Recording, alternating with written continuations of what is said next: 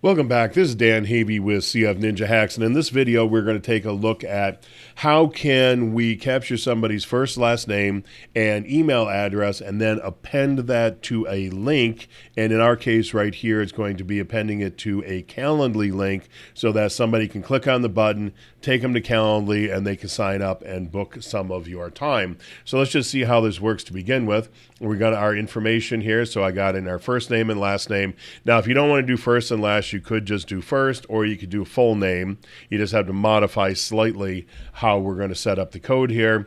And then down here, I have an email address that is a fake email address, of course. And so now let's see what happens is we are going to click to sign up. And it'll take a second, take us over to our Calendly page, and then I can click on a Calendly thing and I can say confirm, and now it has populated my name and my email address right there. Now, what we also did was we saved this contact information. So let's come over here and let's see this as well. And this should be 1723, I think it was. We'll give it a second to load up. And there we go. We got the email address right there. So what happened was we went in, we put in our contact information, it saved it to the database, but it also brought us into our Calendly account, and it also was able to save the information and book our call.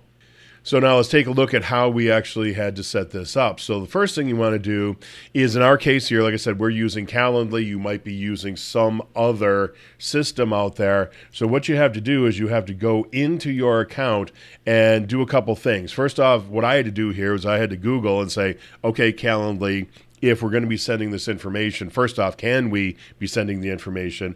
And then secondly, what kind of format or syntax do you want involved with this here? And so I came over here and they had that spelled out right here on this page, exactly what they wanted it to look like. Plus there's a video here showing exactly what to do. So it's like, okay, great. We have that information. The second bit of information I needed was I needed to know what was the actual link to the calendar that we're going to send them to. So I came over here to my Calendly account and I got a test calendar right here, and all I said was copy the link. So we have those two bits of information. So now we can come back into our code in our funnel and start setting things up. So the first thing you want to do, of course, is put in these input elements. I'm not going to go through that. I'm sure you know how to do that yourself. So now we're going to click to sign up. And all we're going to say over here on this button is we're going to say we want it to be submitted and we want to change the redirect URL. And right in here, we are going to paste in what is that link that I took off of the calendar itself. So the link I grabbed from here, that is the link that we're going to paste into this blank right here. Now, what we're going to end up with, though, of course, is a much longer link. So basically, what I put in there was just this first bit right here. If I can get this to copy at all. Well, you get it right here. So up to where it says 15min-1, that is what we actually just pasted into that blank right there, not there. Yes, right here. So that's what we pasted into here. All of the rest of this we have to put on there using code. So let's go back into our funnel again. And so now let's take a look at the code. So like I said, button, all you have to do is drop in your Calendly link. The rest of it's all going to be done with the code. So let's open that up. We're going to go to our footer code and let's just open this up full screen. And so what we're saying here is when we click on the submit button, and let me just close this back down for a second. If we come over here, we click on this. All I did is I came in and I put in a custom CSS ID selector in here just by typing it into this blank. So I put that in there and I called it my submit button because that's what it is. And so I think that's all the custom anything we have to set up. So that's the first thing we have to do. Then we have to come in here. We have to say, okay, we need to be able to pull the first name, the last name, and the email address out of the form once the page is being submitted. And so that's what this does here. It says go out there. And in fact, let me do this. Let me open up a live page so I can show you where this is all coming from. So let's inspect this element. And we'll come down here, and here is the input right here. Let's see if I can blow this up a little bit. and move the CSS down. All right, so here is our input element right here. And all I'm saying is grab the input tag, and then we're going to add to that. In this case right here, we added type equals first name. We could have also put in there name equals first name. So that's what we have here, input type equals first name, and we're going to grab the value that is in that blank. We're going to do the exact same thing with the last name and with the email address. So whatever was typed in there, as you can see on the screen here, whatever's typed in there, it's going to grab that. That's the value of that input, and it's going to save it into some variables here, which we are then going to use to actually reconstruct that URL where we want them to go to when the page is submitted. So the next thing we're going to do is we're going to say, okay, what is my go-to link? My go-to link is going to be the link that we put into that button, but it has to go and find it by pulling it out of the actual code. We could come in here technically, we could put in here our go-to link, and we could just put in that Calendly URL here as just a variable right in here. We could just drop in that link right there. But I said, well, I don't really want somebody to do that. I want them to be able to just drop it into the button without having to worry about what's actually in the code.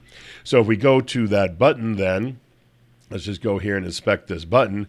We're going to come down here, and you're going to find that there are actually two places where that URL populates. One is right here in this first outer part of the button, and it has a, let's see here what it has. It has a attribute of data param on submit go to. So this part right here, that is the data attribute right there for it. And then here, of course, is the value, which is our address that we put in there.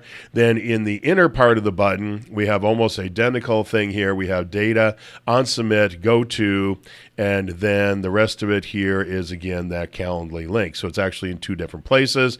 We only need to pull it from one. So we're going to pull it from, I do believe I did it to the first one. Yeah, so this is the first one right here.